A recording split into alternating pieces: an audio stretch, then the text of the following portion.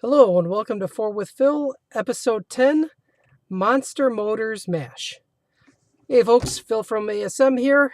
Today I'm going to review two comics, Monster Motors, the one-shot from 2014, and Monster Motors, The Curse of Minivan Helsing from this past week. I'm recording this on Monday, March 9th, 2015. The first one, as I said, Monster Motors was released in July of 2014. I think I did not read it then. It kind of slipped under my radar, even though I had seen Nick Roach tweet about it and whatnot. And this past week, Monster Motors, The Curse of Minivan Helsing, #1 of 2 was released. And this time I figured I'd read it, but I also figured I should go back and read the one-shot so that I knew what the heck was going on. And it was a good idea to do that. So I picked up a copy, and I'm kicking myself for not finding this comic sooner. It was great. I really love the concept of it. It's taking familiar characters and just mapping them onto formats that you didn't expect, and it works out beautifully. Monster Motors is written by Brian Lynch. Nick Roach does the artwork. It tells the story of Vic Frankenstein, pretty much a mechanical genius. Not only can he fix pretty much anything, especially vehicles, he also was able to create artificial intelligence using basically parts he found in his colleagues' lockers. He creates a truck that is artificial intelligence, and then he buys a house, a kind of a garage on internet auction in Transylvania, Kentucky. With a name like Transylvania, you just know that stuff is going to go wrong. And as pretty much from the day he gets there, he noticed something strange happening.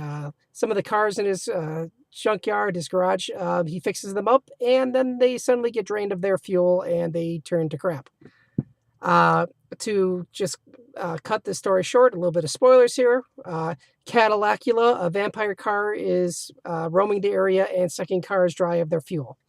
So obviously you've got a vampire Dracula motif in a car.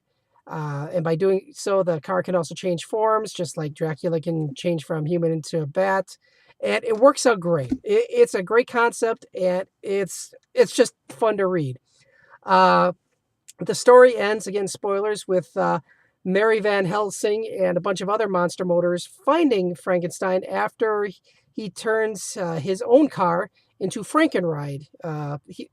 Cadillacula destroyed the original version. Frankenstein hooked him up to lightning and rebuilt it and became kind of an undead monster called Frankenride.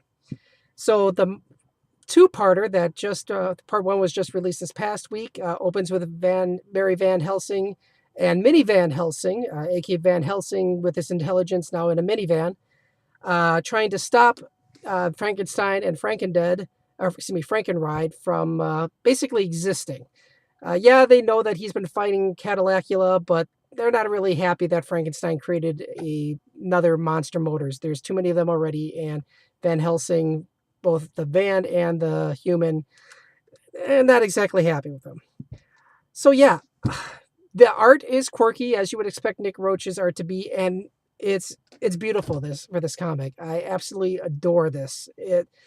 Brian Lynch, the story, it's classic monster motifs mapped onto vehicles, and the puns, if you love puns, and I love puns, they're absolutely great. I can't recommend this comic enough. If you like Nick Roach's art, if you like Brian Lynch's work, if you like the old monsters like Universal Monsters, Wolfman, Dracula, ghosts, zombies, all that sort of thing, this is a fantastic comic. Go pick it up. If you can't find the print version of either one in your local comic book store, I'm sure it's available digitally, so download it from your platform of your choice. So yeah, 2 thumbs up for Monster Motors and Monster Motors #1, The Curse of Van Helsing. My name is Phil. Leave me a comment underneath the YouTube video in the blog post, or email 4wp@asmzine.com, and I'll see you next time. Take care.